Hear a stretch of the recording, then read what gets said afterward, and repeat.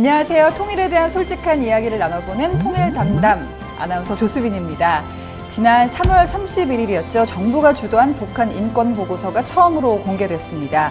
북한이 가장 숨기고 싶었던 그리고 민감했던 부분이 바로 북한 인권이었는데요. 자, 이번 시간에는 북한 인권 전문가이신 통일연구원의 김수남 선임 연구위원과 함께하겠습니다. 안녕하세요. 네, 안녕하십니까. 네, 자기소개 부탁드립니다. 저는 통일연구원의 선임연구위원으로 재직하고 있고요. 네. 북한 인권 문제를 한 20년 이상 들여다보았습니다. 20년요? 네. 와, 제 옆에 정말 후광이 비칩니다. 너무 하시는 거 아니에요, 우리 제작진분들?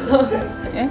정말 수중 공영 감독으로 지금 일하고 계시고요. 방송인의 유튜브까지 1인 다역을 하고 계시는 북한의 김태희.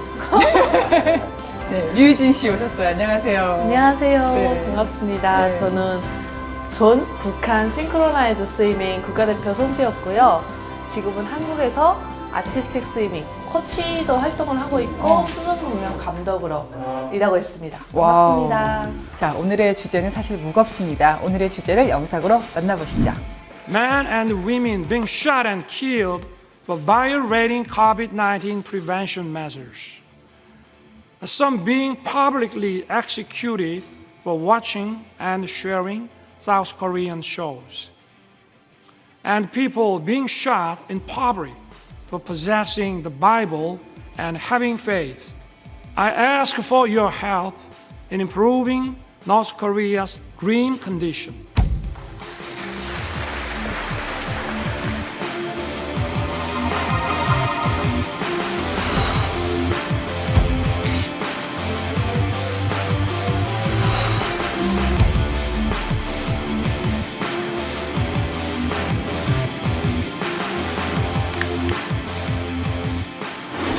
선임 연구원님, 이게 사실 북한 인권 문제를 한반도 안에서만 관심을 갖는 게 아니잖아요. 세계적으로 주목을 하고 있는데 왜 그럴까요?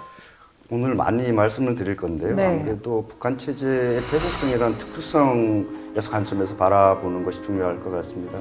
북한이 워낙 폐쇄적인 사회를 유지하고 있기 때문에 사실 인권 문제가 없었던 것이 아니라 베일에 가려져 있었던 것이죠. 알 수가 없었던 알 수가 것이다. 없었던 것이죠. 그런데 이제 그 1990년대 그 북한 경제가 붕괴되고 고난의 행군을 겪으면서 많은 탈북 행렬들이 이루어졌고 네. 이러한 탈북자들의 증언을 통해서 비로소 북한 내부에 아주 열악하고 심각한 인권 상황이 이제 국제사회에 알려지면서 네. 관심을 가지게 된 것이죠. 이런 북한 체제 폐쇄적인 속성이 아마 국제사회의 인권 관심을 끌어내는데 결정적인 요인이 아니라 그렇게 생각합니다. 혹시 희진 씨는 그 북한 말로 성분이 좋다고 하잖아요. 그래서 거기서 실질 성분.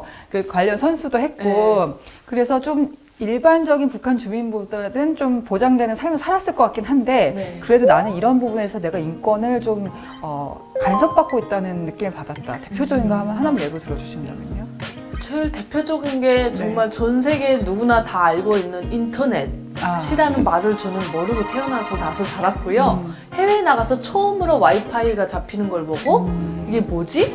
뭐 제국주의 세력에서 나를 감싸하고 있나? 막 이렇게 말도 안 되는 생각을 했었어요. 네. 그 외에는 너무 많아서 너무 많아서 네. 북한 인권을요 우리가 어떨 땐 가슴 아프고 어떨 땐 처참하고 뭐라 할 말이 없는데 연구원으로서 딱 한마디로 정리하신다면 어떻게 얘기하시겠어요? 그 아마 유엔 얘기를 좀 꺼내야 될 것 같은데 이제 그 매년 유엔 총회하고 인권이사회에서 북한 인권 결의안이 채택되고 있고 또 2013년에는 유엔 북한 인권 조사위원회가 구성돼서 북한 내에서 이루어지고 있는 침해 행위를 책임 규명 관점에서 접근해서 보고서를 냈거든요. 네. 이런 권위 있는 유엔 문서에서 인용하고 있는 것들을 말씀드리면 될 것 같습니다. 북한 내에서 조직적이고 광범위하고 중대한 네. 인권 침해가 이루어졌고 현재도 이루어지고 있다고 국제사회가 공통적으로 평가하고 있습니다. 어떻게 보면 정치 권력이 국민을 보호해야 되는데 네. 조직적으로 인권을 탄압하는 도구로 쓰이고 있다. 네, 그렇죠. 북한은 이제 유엔 회원국이고 네. 또 자유권 규약이나 사회권 규약과 같은 중요한 국제인권 조약을 가입한 당사국이기 때문에 그러한 국제인권 장전에 명시된 권리들을 네. 이 보장하고 증진할 의무가 있는데 그러네요. 이러한 의무를 저버린 채 오히려 가해자로서 북한 주민의 인권을 유린하고 있다는 게 가장 큰 문제가 아닐까 생각합니다. 예, 저는 연건이 말씀드리니까 북한이 유엔에 가입했었다는 그러니까요. 그 사실이 상기되면서 더 깜짝 놀라게 됩니다. 근데 좀 화가 나는 게 그게 가입이 됐는지도 북한 사람들은 모르고 몰랐어요? 예, 그게 뭔지조차도 몰랐어요. 그리고 저희는 인권이라는 단어의 의미조차도 가르쳐준 적이 없어서 정말 슬픈 것 같아요. 인권이 뭔지도 인권이 뭔지도 몰랐어요. 비슷한 단어도 없어요? 뭐 우리는 자유 자인으로서 뭐 그런 거 없어요? 우린 뭐 제일 많이 부르는 노래가 네. 뭐 저 우리는 자유권을 가지고 태어났다 뭐 이런 노래가 있어요 북한에. 근데 자유권이 도대체 어디에 있었는지. 네. 우리가 왜 연애를 글로 배웠다는 농담을 하잖아요, 남한에서는. 근데 북한에서는 인권을 글로 배우지도 못했다. 배우지도 못했어요. 자유를 글로 배웠다. 네, 희진 씨가요, 제가 뒷조사를 해봤습니다. 16살 때부터 3년 동안 북한 수중발레 국가대표, 그냥 선수가 아니에요. 국가대표 선수로 활동을 했고 외국 생활을 했습니다. 김연아 선수 같은 수영 쪽에 있어서, 예, 진짜네. CF도 찍고 그랬어요? 아니. 국가대표를 하셨는데 외국 생활도 했고 네. 외국은 그래도 아무리 뭐 그래도 좀 자유롭잖아요. 네. 외국 생활 하다가 북한을 딱 돌아갔을 때 첫 느낌, 있었을 때 느낌 어땠어요? 뭐 저는 외국에 살다가 북한으로 돌아가지 않고 탈출을 한 케이스인데요. 제가 알고 있는 해외 생활하다가 돌아간 사람들의 경우는 네. 엄청난 감시가 들어가요. 한 달 동안. 그래서 한 달 동안 내가 해외에서 예를 들어 저는 4년을 살았다면 4년 동안 어떤 삶을 살았는지 계속 써야 돼요. 보이부에 가서. 그리고 공백이 있으면 안 돼요. 그리고 몇 시 며칠 누가 어떤 일을 했다를 다 디테일하게 써야 되고요. 예. 그리고 북한의 보위원들이 하는 말이 있어요. 너희가 아무리 해외 나서 자본주의 날라리가 된다고 네. 해도 북한에 돌아가면 한 달 만에 우리는 그 날라리 물을 다 빼줄 수 있다. 그러니까 한 달 만에 세뇌 교육을 그렇게 시켜서 원래 본 모습을 찾아준다는 거예요. 본 모습을. 네. 그래서 우리가 아무리 인터넷을 접했고 네. 그렇다고 해도 또 사상 교육으로 무장을 해야 되는 거죠. 네. 정말 지역 속에 한 달을 보내야 되는 거예요. 저는 북한 얘기 들을 때마다요, 이렇게 단시간에 사람을 바꿔놓을 수 있다는 게 너무 신기해요. 맞아요. 그 북한에서 잘 아시겠지만 그 태어나면서부터 조직 생활을 하게 돼 있잖아요. 소년단부터 청년동맹, 맞아요. 각종 그 근로단체에 소속돼서 사상 총화를 받기 때문에 어려서부터 그런 그 사상 세뇌 교육을 받았기 때문에 예. 한 달이면 되지 않을까 싶습니다. 요즘 비상가족 상봉을 하고 간 가족들에 대해서도 거의 한 달 가까이 사상 맞아요. 총화를 해서 물을 빼거든요. 그럼 짧게 만났는데도요? 예, 그렇기 때문에 지금 말씀하신 대로 아마 그 해외에서 생활한 사람들에 대한 사상 총화는 아마 상당히 엄격하게 진행될 겁니다. 예. 사실 북한 주민들이 이렇게 원래도 통제에 익숙한데요. 엎친 데 덮친 격으로 코로나 때 아예 국경을 봉쇄해 버렸습니다. 고립 정책을 펴서 얼마나 답답했을까 싶은데요. 우리나라도 그랬었잖아요. 사실 코로나 때 집에만 있다 보니까 여러 문제들이 있었는데 북한은 더 심각했었죠. 예, 그렇죠. 아무래도 그렇지 않아도 폐쇄적인 사회였는데 봉쇄나 차단 중심의 방역 정책을 펴다 보니까 네. 완전히 고립된 상황으로 더 악화되는 부정적 영향을 미쳤던 것 같고요.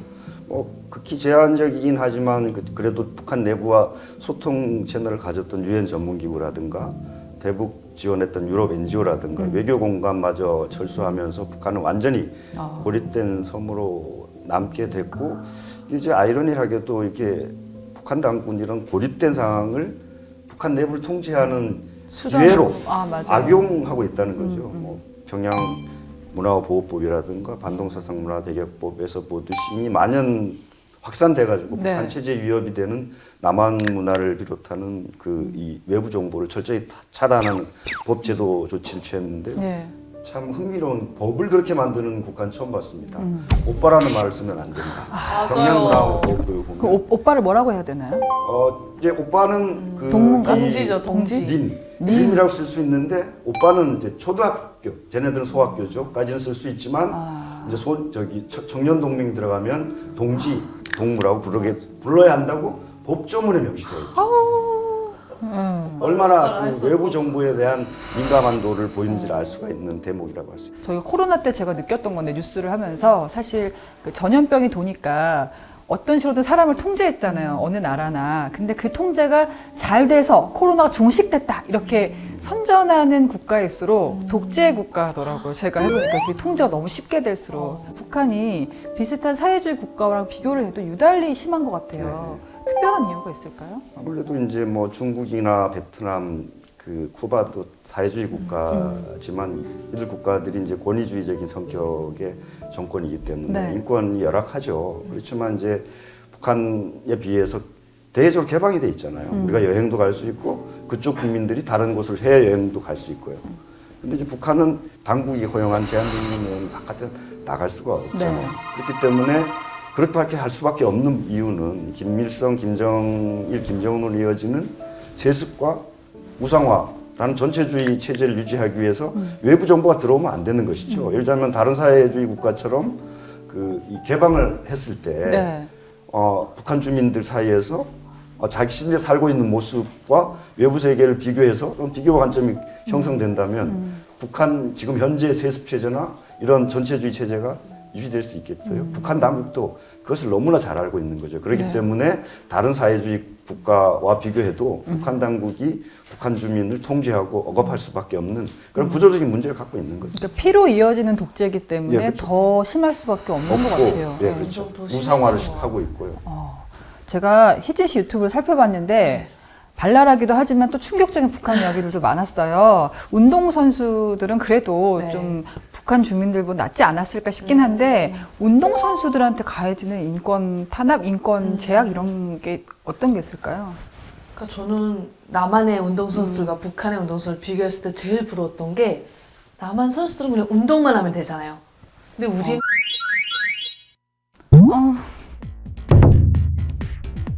저희가 다루지 않았던 부분 중에 가장 충격적인 부분들은 이제 북한 주민을 대상으로 한 생체 실험에 대한 이 증언 부분이 이제 생체 실험? 예, 충격적이었는데 더 충격적. 평양이라는 그 깡통거리 안에 장애인이 뭐 있을 수가 없어요. 에? 그렇게 아프시거나 좀 불편하신 분들이 길거리에 나오면 안 된다고. 그럼 그분은 다 어디 있어요? 그분들 다 지방으로 추방하거나 태어나자마자 그래서 와